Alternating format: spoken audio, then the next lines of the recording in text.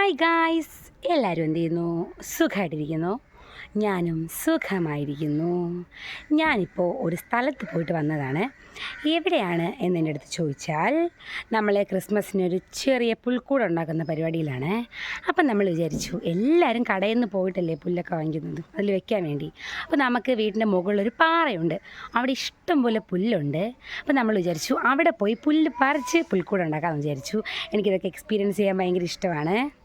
അങ്ങനെ ഞാനും കിട്ടും കൂടെ അവിടെ പോയി. ആക്ച്വലി ഞാൻ പോയിട്ട് വന്നതിന് ശേഷമാണ് വീഡിയോ എടുക്കുന്നത്. കാരണം ഞാനിതൊരു ആ പാറയുടെ വ്ളോഗ് എടുക്കണമെന്ന് ഞാൻ വിചാരിച്ചതല്ല. പക്ഷേ അവിടെ പോയപ്പോൾ ഒരു അടിപൊളി വ്യൂ, ഇഷ്ടംപോലെ വ്യൂ ഉണ്ട് അവിടെ കാണാൻ വേണ്ടിയിട്ട്. അത് കണ്ടപ്പോൾ ഞാൻ വിചാരിച്ചു നിങ്ങൾക്കും കൂടെ കാണിച്ചു തരാമെന്ന്. അങ്ങനെ ഞാൻ ആ പാറയുടെ ഒരു കുഞ്ഞ് വീഡിയോ എടുത്തിട്ടുണ്ട്, അത് കാണിച്ചു തരാമെന്ന് വിചാരിച്ചു.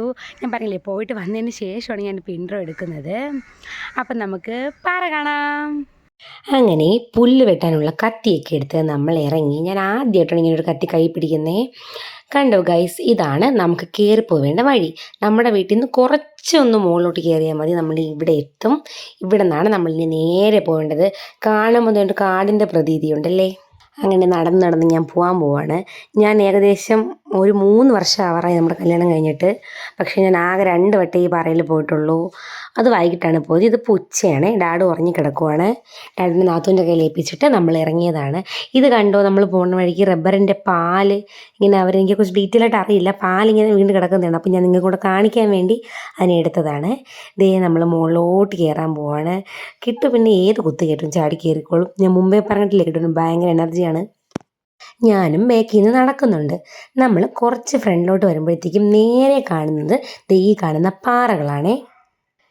പാറകൾ പണ്ടേ എൻ്റെ വികാരമായതുകൊണ്ട് തന്നെ ഞാൻ കുറച്ച് നേരം പാറയുടെ അടുത്ത് നിന്നു. കണ്ടോ, ഇതിൻ്റെ ഇടയിൽ തന്നെ കുറേ പൊത്തുകൾ പോലത്തെ സംഭവമുണ്ട്. അതിൻ്റെ ഇടയിൽ ഇഷ്ടം പോലെ മുള്ളം പന്നികളൊക്കെ ഉണ്ട് ഗൈസ്. ഇവിടെ ഫുള്ളും പന്നിയുടെയും മുള്ളം പന്നിയുടെയൊക്കെ വാസ കേന്ദ്രമാണ്. അതുകൊണ്ടാണ് പൊതുവേ നമ്മൾ ഇങ്ങോട്ട് വരാത്തത്. റെയറായിട്ട് മാത്രമേ ഇവിടെ വരാറുള്ളൂ. പക്ഷെ വരുമ്പോൾ നല്ല രസമാണ്. കുറച്ചിങ്ങനെ കയറ്റം കയറി വേണം നമ്മൾ മുകളിലോട്ട് പോകാൻ വേണ്ടി. ഞാൻ പിന്നെ എനിക്കറിഞ്ഞൂടെയെന്ന് പറഞ്ഞ് നടക്കുവാണ്. ഫസ്റ്റ് കയറി എത്തുന്നത് ഈ കാണുന്ന പാറയുടെ മുകളിലാണേ. അങ്ങനെ ഞാനും കിട്ടുമൊക്കെ അവിടെ നിന്ന് മാറി മാറി കാറ്റൊക്കെ കൊണ്ട് ആസ്വദിക്കുകയാണ്. ലക്ഷ്യം പുല്ലുപറിക്കലാണെങ്കിലും ആസ്വാദനം നമ്മൾ തീരെ കുറയ്ക്കാൻ പാടില്ല. അതുകൊണ്ട് ഞാൻ അവിടെ നിന്ന് ആസ്വദിച്ചിട്ട് പോകാൻ തന്നെ തീരുമാനിച്ചു.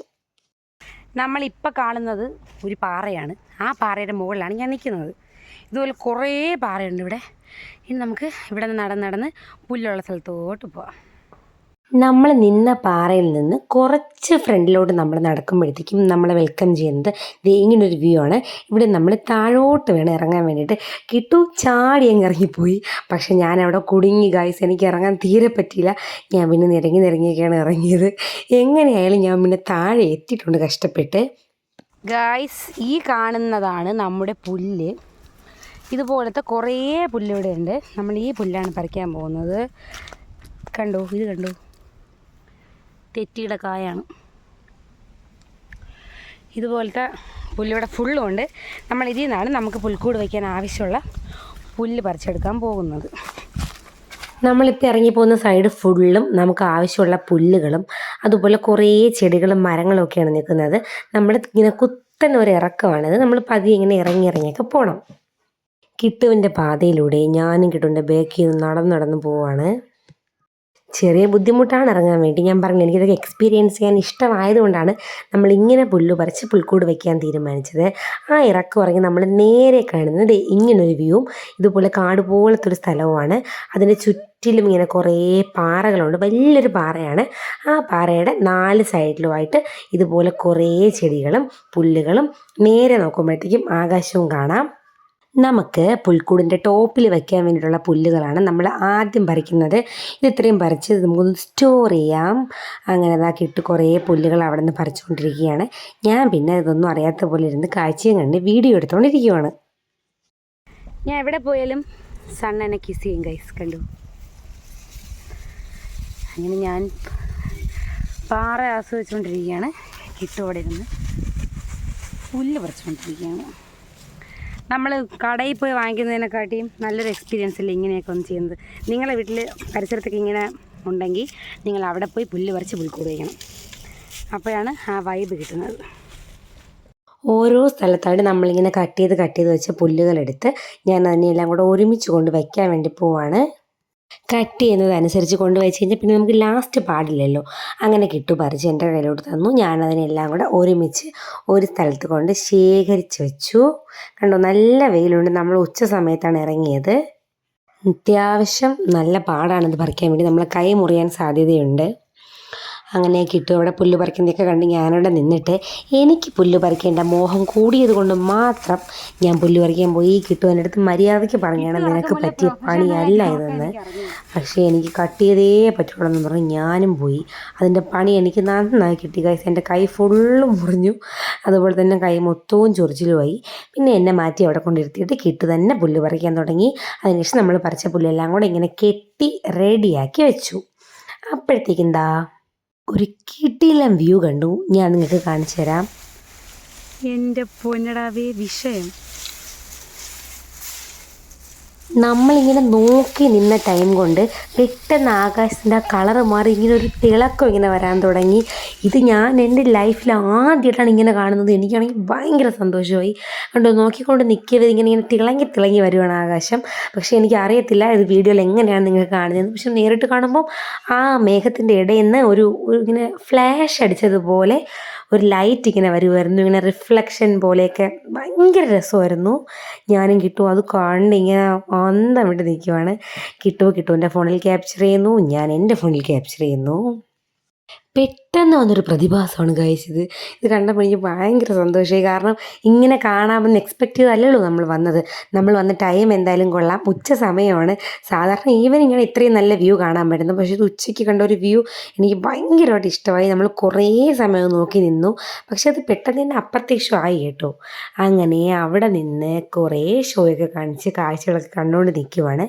നമ്മൾ നിൽക്കുന്ന പാറയുടെ ചുറ്റുമുള്ള വ്യൂ ഞാൻ കാണിച്ചു തരാവേ. ഒരു കുത്തിറക്കം പോലെ ഇങ്ങനെ താഴോട്ട് നീണ്ടു കിടക്കുന്നൊരു പാറയും അതിൻ്റെ ചുറ്റിലും ഇതുപോലത്തെ കുറേ കാടുമാണ്.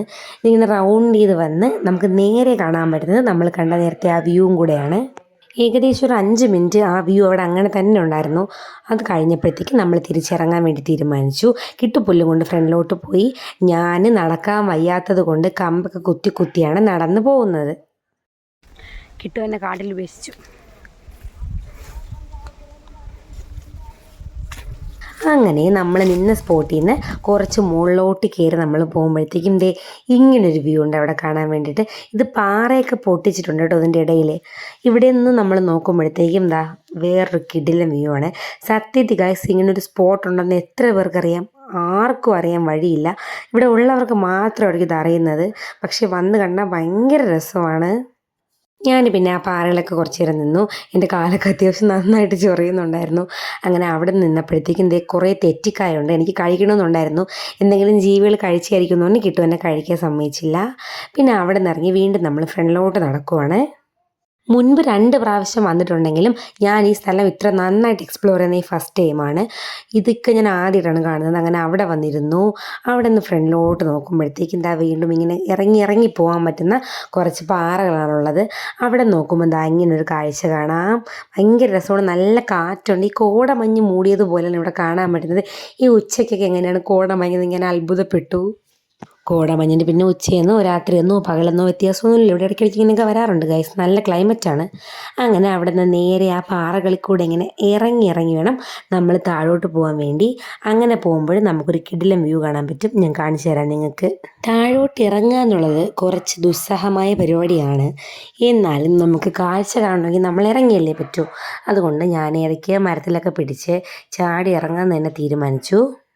ഞാൻ വോയിസ് ഓവർ കൊടുത്തുകൊണ്ടിരിക്കുമ്പോൾ താഴത്തെ പട്ടി നിർത്താതെ ബഹളം വെച്ചുകൊണ്ടിരിക്കുകയാണ്. ആ ശബ്ദം നിങ്ങൾക്ക് ചിലപ്പോൾ ഇതിൻ്റെ ഇടയിൽ കേൾക്കാൻ പറ്റും. നിങ്ങൾ ഇഗ്നോർ ചെയ്യണേ ഗായ്സ്. അങ്ങനെ ഞാൻ താഴോട്ടിറങ്ങി നേരെ കണ്ടത് ഈ ഒരു പാറയും അതിൻ്റെ ഇടയിൽ ഒരു ഗുഹ പോലത്തെ സ്ഥലവുമാണ്. കിട്ടു പറഞ്ഞത് ഇതിൻ്റെ ഇടയിൽ വല്ല മുള്ളമ്പന്നിയും കാണും എന്നാണ്. പിന്നെ ഞാൻ അങ്ങോട്ടൊന്നും പോയി റിസ്ക് എടുക്കാൻ പോയില്ല. ഞാൻ എൻ്റെ കാഴ്ചകൾ കാണാൻ വേണ്ടി തീരുമാനിച്ചു. അങ്ങനെ ഞാനും കിട്ടുവും കൂടെ ശാന്തസുന്ദരമായ ഒരു അറ്റ്മോസ്ഫിയറിൽ എത്തിപ്പെട്ടിട്ടുണ്ട് ഗൈസ്.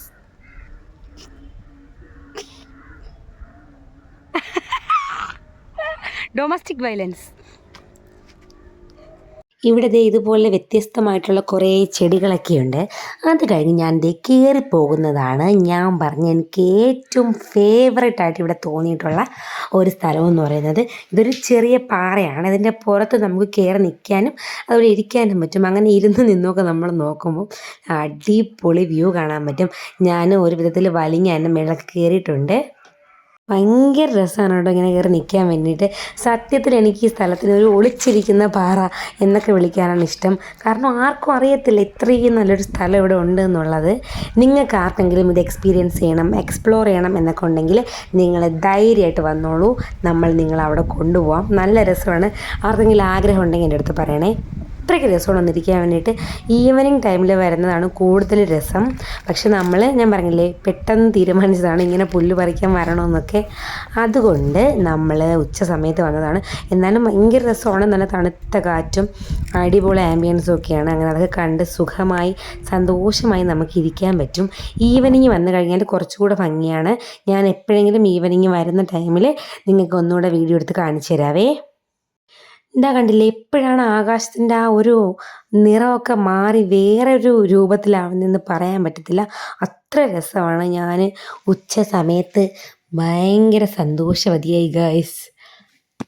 ഈ കാഴ്ചകളൊക്കെ എനിക്ക് പകർത്തി തന്നത് എൻ്റെ പേഴ്സണൽ വീഡിയോഗ്രാഫർക്കും ഫോട്ടോഗ്രാഫറായ അരുൺ രാജീവ് AR ആണ്. അരുൺ രാജീവ് എന്ന് പറഞ്ഞാൽ കിട്ടു. അങ്ങനെ കിട്ടുക വിവിധ ഭാവങ്ങളിൽ വിവിധ ആംഗിളുകളിൽ ഷൂട്ട് ചെയ്തുകൊണ്ടിരിക്കുന്നു. ഞാൻ പിന്നെ ഒന്നും അറിയാത്തതുപോലെ അഭിനയിച്ചുകൊണ്ടിരിക്കുകയാണ്.